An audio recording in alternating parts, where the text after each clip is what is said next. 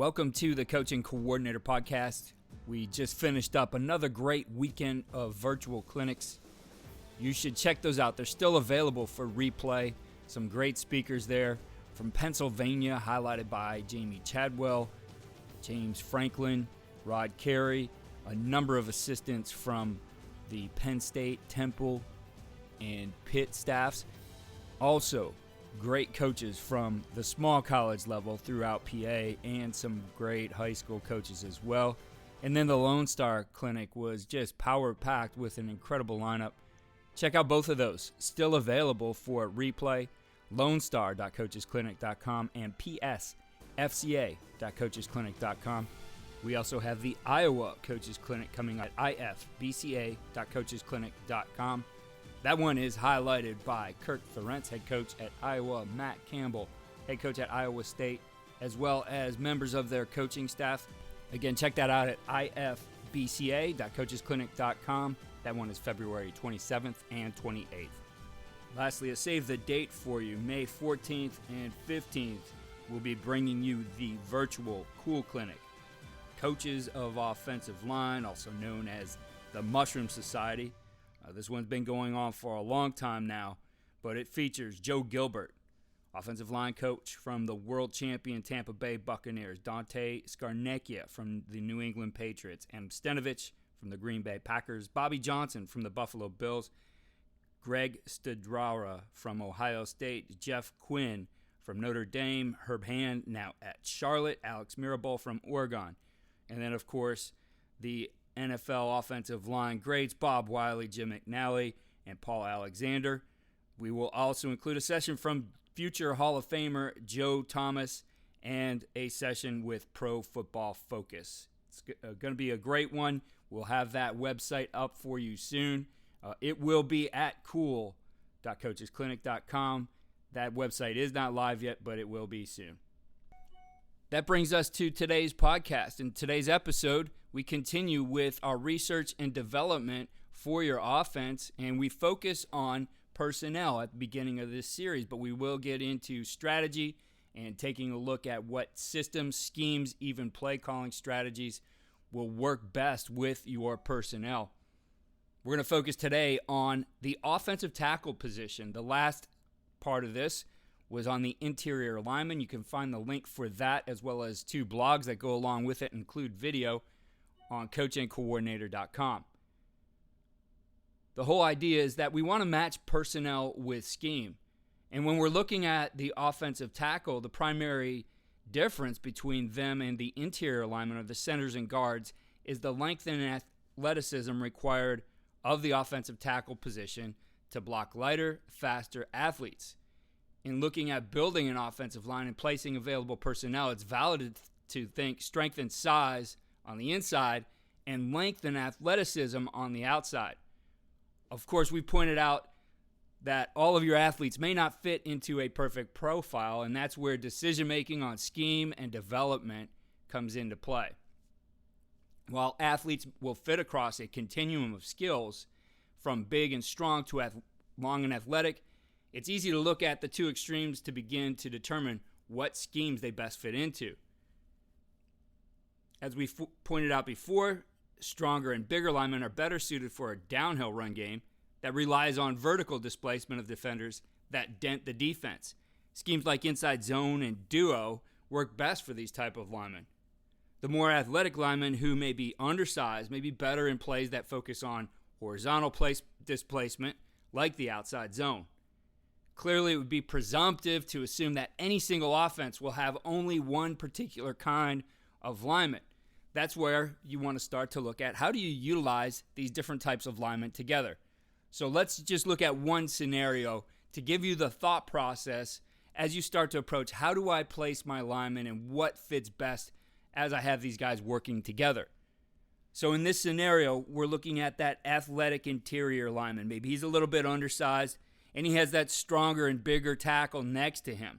Maybe not that ideal, long athletic guy that you'd like to see on the edge who can handle, reach block. But maybe, again, you have that more of a downhill guy from your tackle and somebody who's athletic but maybe not as long as you'd like, so you don't want to put him on the outside.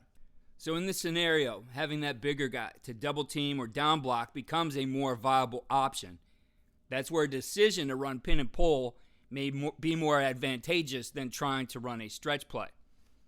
And then that coupled with a downhill run game that allows for double teams with the smaller athletic interior lineman and the bigger tackle as the quote-unquote drive man may become a better option. So let's look at an example where we're utilizing a power scheme that's called to a 3 technique.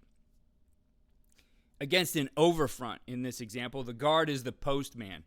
If he has no immediate threat in his inside gap, he's responsible for posting the down lineman to his outside gap. The objective is to get vertical displacement of the down lineman by driving him upfield at the point of attack. Now, for him, that doesn't mean that he's responsible for that solely. In fact, what we would do in this situation is take that bigger offensive tackle and really give him the responsibility of becoming the drive man, the guy who is going to be responsible for the vertical displacement.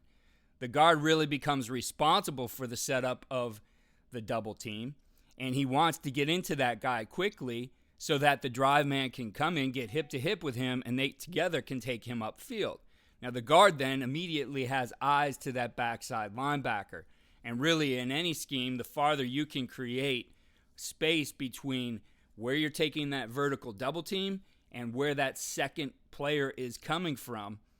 In this case, let's say it's a backside linebacker, maybe over the offensive guard or just slightly outside the offensive guard in a 30 technique.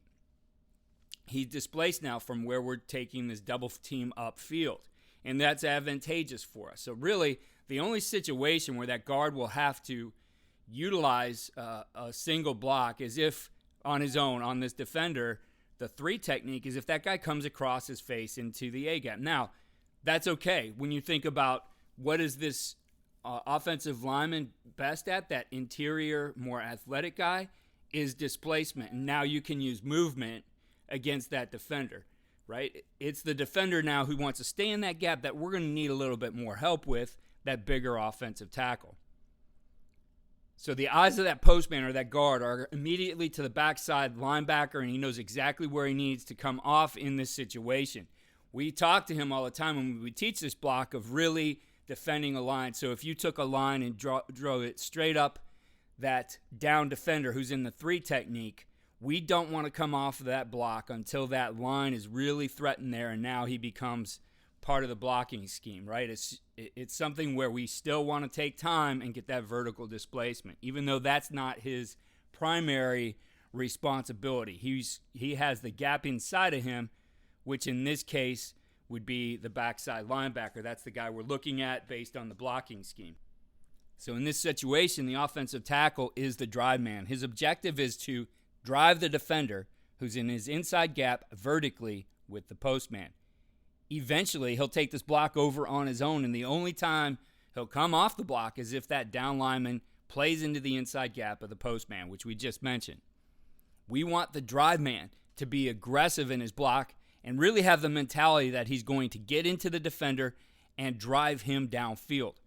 He should take pride in being able to drive that defender in his gap off the ball and off the line of scrimmage. In his mind, the guard is setting him up and straightening up the defender so that the drive man can come in aggressively, finish the block, and get the vertical displacement needed for the success of the play. When you take a look at setting up assignments this way, the skill set of each lineman is maximized. The bigger and stronger offensive tackle is responsible for the vertical displacement, and the smaller athletic guard is using his quickness to set up the block while being responsible for level 2, where he's better matched physically. This approach does take some organization of your thought process and game planning and play calling, and we'll get into this aspect later in the series.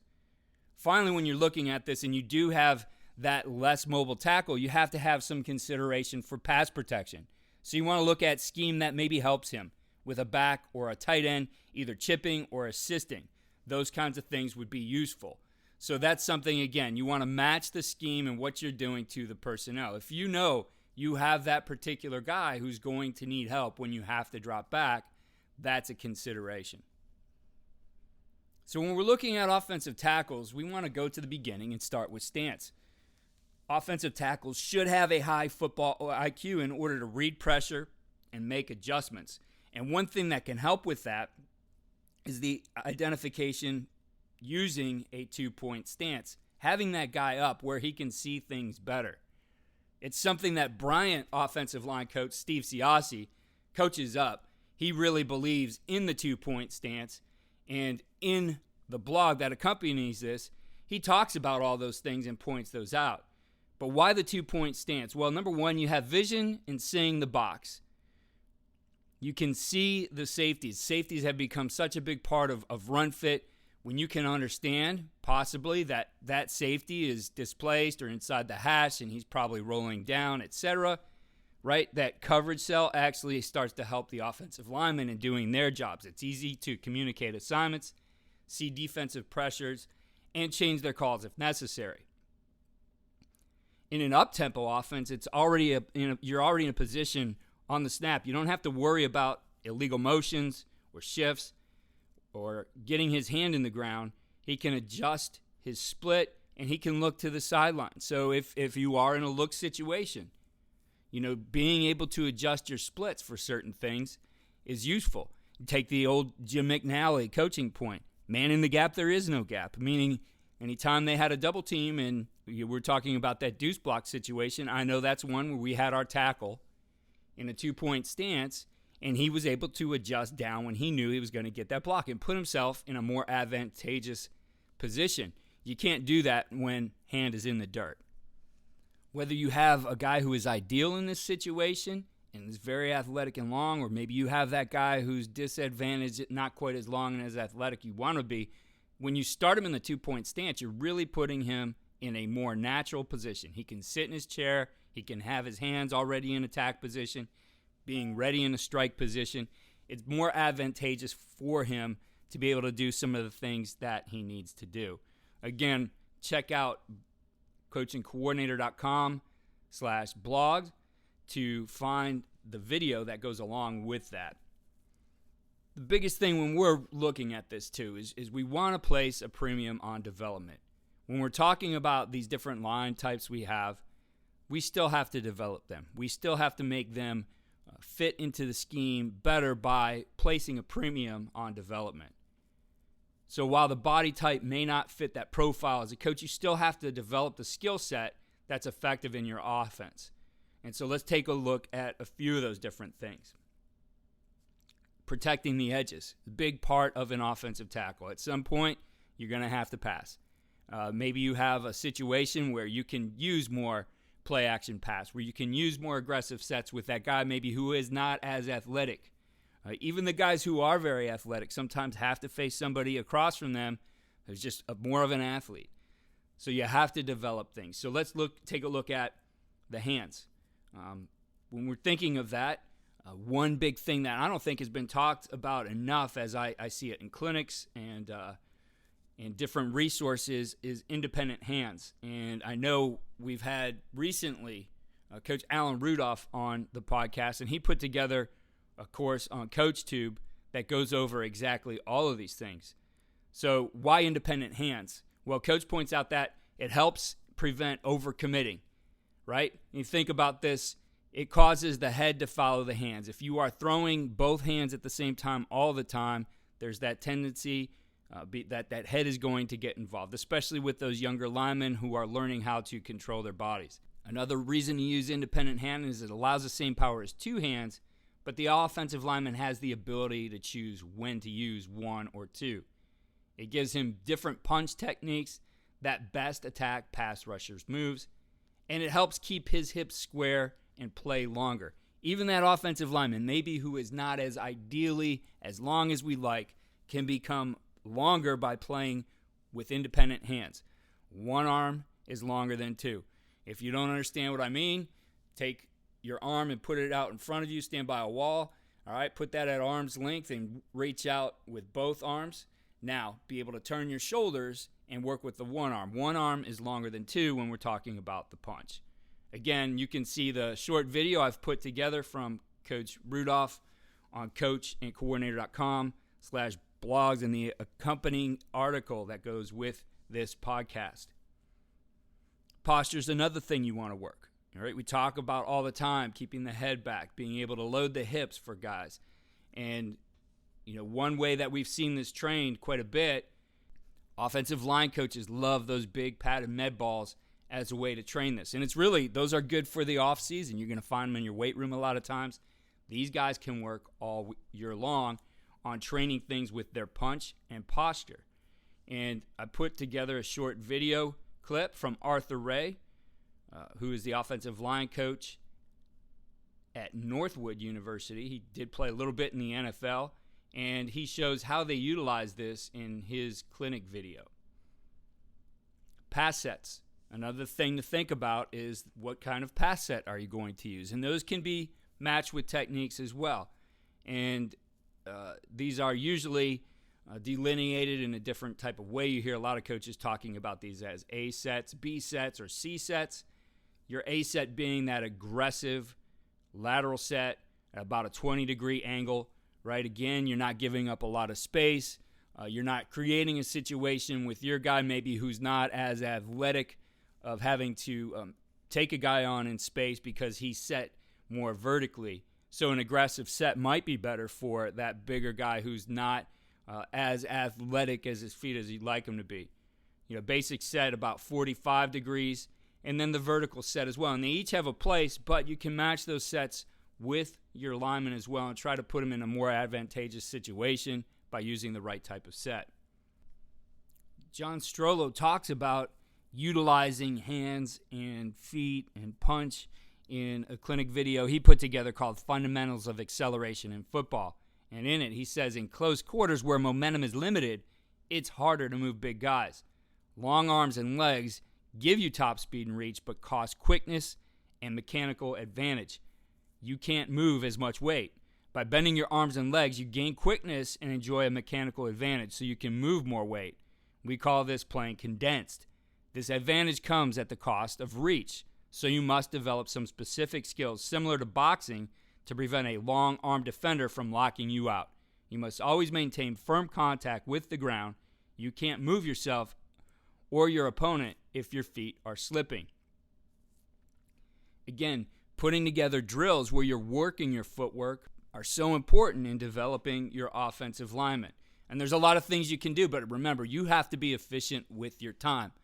Having Kyle Flood on a couple of virtual clinics, as well as here on the podcast before, he's talked several times about a lot of their drills. They're just going to get 1 or 2 reps, and then they move on to the next thing, and they count on that cumulative effect of the reps. But at the heart of it all is those things have to translate to game day. It's something that Steve Siassi talked about in putting together one of his clinic videos and the different drills that they use. And so he shares his drill philosophy here. Again, so important to the development of our offensive linemen. So, number 1, feet before hands. Then individual work, combo drills, half line, full group. You want to practice what you'll rep on game day and cross-train techniques as much as possible. For example, the gallop for double teams and down blocks on the pin and pull. You want to find those situations where you can talk about using the same technique, for example, on a deuce block as you would on a backside B block, something that Alan Rudolph and I talked about here recently. The run game footwork is so important. One technique that I really liked in some of the virtual clinics comes from Brian Callahan, who's the offensive line coach at Minnesota, and he teaches us by utilizing foot targets. There's a video that illustrates this and exactly what that looks like in the blog. And lastly, you want to think about how do you train the hips.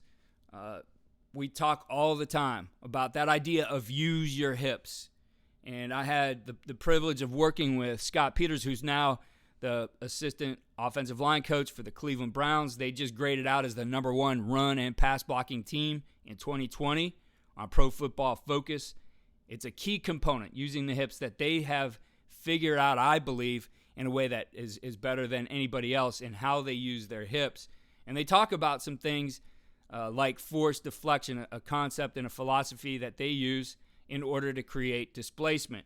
I've seen firsthand how their techniques work to move bigger linemen with smaller guys. But you're going to want to check out that video on the blog as well. I include a couple other videos in there, one from Jim McNally teaching the tackle pull. I have a video from Bob Wiley and Brian Balding where they're talking about the most important thing being production, and they're analyzing Joe Thomas's stance. And one from a friend of mine, Tony Niemeyer, offensive line coach at St. Thomas University in Florida. It's a startup program. Tony's been a part of building offensive lines at two colleges that were startups and another one that they basically had to go back to ground zero to put it together. Some great resources there, short videos that are on the blog. So to sum up today, after identifying the different skill sets amongst your offensive linemen and placing him in positions, the schemes should follow. Personnel always needs to be the first determinant in what you're going to run. Scheme comes next. Understand what you have. Understand what you're starting with. Take a look into your depth, right? Because your depth may work differently as well. And that's where you're going to have to find those pieces that are nearly the same so that what you're doing with one group, a guy can be plugged into that scheme if needed. Again, the first two installments of this cover both the skill sets and the schemes that may fit. Remember, there's the development component, as I've mentioned, and it's going to make a big difference over the course of this next year for you. Start that development now in the weight room. There's a lot of things you can do as a coach and a lot of drills that I highlighted in the videos that go along with this podcast that you can utilize in the weight room right now. I highly recommend everything that Scott Peters is doing at Tip of the Spear. That one really is designed to be year-round training for your offensive lineman. That's at tipofthespearfootball.com. Again, having a sound starting point that best matches your players will help them build confidence as they continue to learn and grow in other areas of offensive line play. We'll take a look at the tight ends next. We definitely have seen a trend towards the use of more and more tight ends into 11 personnel, almost becoming the base for many offenses now. 12 personnel, the use of fullbacks in 21 personnel along with the tight end, etc. We're going to take a look at those positions next as we continue through this research and development for your offense. And again, after we look at all the positions, we're going to talk about strategy and how you put together all your different packages. Things need to work together, and that's the challenge for us as coaches at this time of the year. What are we going to do with all this information we're taking in the virtual clinics, in the different videos that we watch, etc.? We have to put something together with our players in mind first, which is the whole point. We're going to start with players, and we're going to build from there. Follow me on Twitter at Coach K. Grabowski. And again, find all the show notes and accompanying articles at coachandcoordinator.com.